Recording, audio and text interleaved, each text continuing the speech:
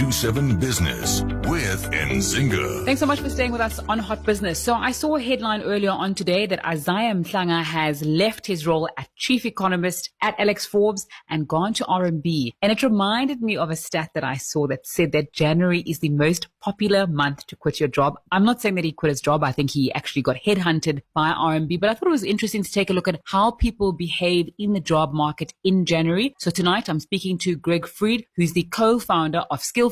Greg, thanks so much for your time on Hot Business this evening. Just tell me more about the figures around people quitting in January and why that is. Hi, Nzinga. It's great to be with you this evening. Well, January is the most popular month. In fact, we've passed the peak time, which historically is the 21st of January for people quitting. Mm-hmm. Why is that? I think that you can imagine. I mean, how do you feel when you come back from leave in early January, right? You're ready for a fresh start. You feel relaxed. You've reflected. You want to take a leap into a new role if you're not happy with the current one. And I guess what we say is, look before you leap, because as in so many areas, your imaginary job is just always better. You know, it's kind of because it's worth kind of thinking twice before quitting. You know, it's useful to ask why people quit. And actually, there's some stats on this, and it turns out head and shoulders, the two big reasons for quitting are firstly low pay. Okay, no great surprise, you feel you're underpaid. But the second one is people feel that they lack opportunities for advancement in their careers. And in fact, you know, McKinsey has cited some research here which says about 19 people out of 20 say they would stay longer at their firm if it invested meaningfully in their career development. Yeah, what does that mean? Yeah. It's a great point. What does it mean? Because investing meaningfully in career development, a lot of the time it means upskilling. It means learning something new, which can be rewarding in itself and can boost your career. But here's a strange thing, Nzinga. It's that upskilling by itself frequently doesn't work. You know, a lot of South African firms are very aware of the need to upskill. They understand they don't want employee churn. They want their good people to stay. They want to bring new skills on board, but frequently that upskilling doesn't work. And the reasons why it doesn't work are very interesting to us at our company, skillfully.co.za. And that is what Skillfully is for, is remedying issues in the kind of upskilling market. Greg, tell me more about those issues. Why? I would assume that if you're an employee, you get upskilled, it's good for you, it's good for the company. Is that not correct? Look, that seems right. It is basically right. But a lot of money is misspent on upskilling.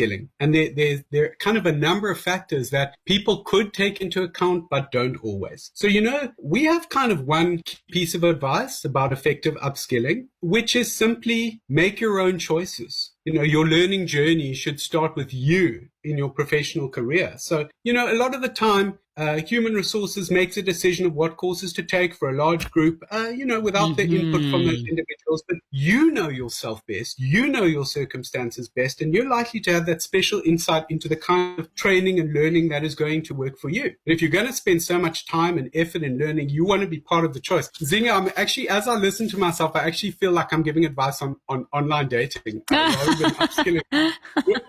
You know, what I'm about to say kind of emphasizes that, but you'd really be surprised how people jump into a major commitment before seeing what else is out there. And you warning that the grass is not always greener. We know that for dating. But when it comes to the job market, and especially the frustrations that you've spoken about, Greg, you come back from holiday and you're just like, I actually don't want to be here. I don't want to be here. And, you know, the thing is, you know, South Africa is obviously a very tricky employment market. And many South Africans who are fortunate enough to be employed justifiably feel concerned about whether they'll find another job, even if they're not satisfied with their current employment. But there are certain areas, you know, in professional services, for example, where people have some skills which are much in demand and they can make the leap. You know, headhunters welcome their details. They have other opportunities. But, you know, as we said, it comes at a cost for them, also comes at a cost for employers. You know, that employee churn is no small thing. So that's why we kind of like to think about upskilling as another option, kind of developing yourself with the help of your company. And that doesn't involve just, you know, making your own choices, but thinking about all sorts of other things. For example, content. You know, if I'm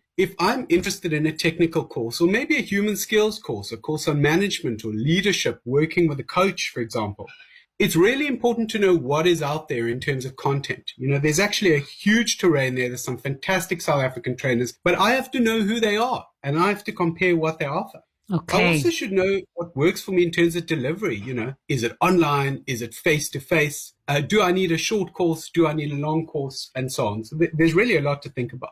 Just tell me more about the Skillfully training platform and what it does for employers and employees. So in essence, we are there to make life easier for everybody. We looked around, we've been trainers in financial services for some years ourselves, and we looked around and we saw this is a market that is not efficient. Informationally, it's very difficult to know who is out there, precisely what they offer, which training companies and which courses are really excellent. And this is for a range of courses, right? This is for technical courses, it's for communication, leadership, and so on. And so Skillfully is a kind of marketplace where we have curated, we found really outstanding courses from many different trainers, a great range of them. And, employers and individuals who work for firms, particularly in financial services, but, there's a lot of interest to people more generally, can come onto Skillfully and at a glance see what is available. The idea is to make it super clear so that if I know myself and I know what works for me and I think, okay, I just want a couple of hours, a few times a week, I'm interested in convenience, it doesn't need to be face to face, here's the general area, I can very quickly hone into what is good for me. And I get great reporting.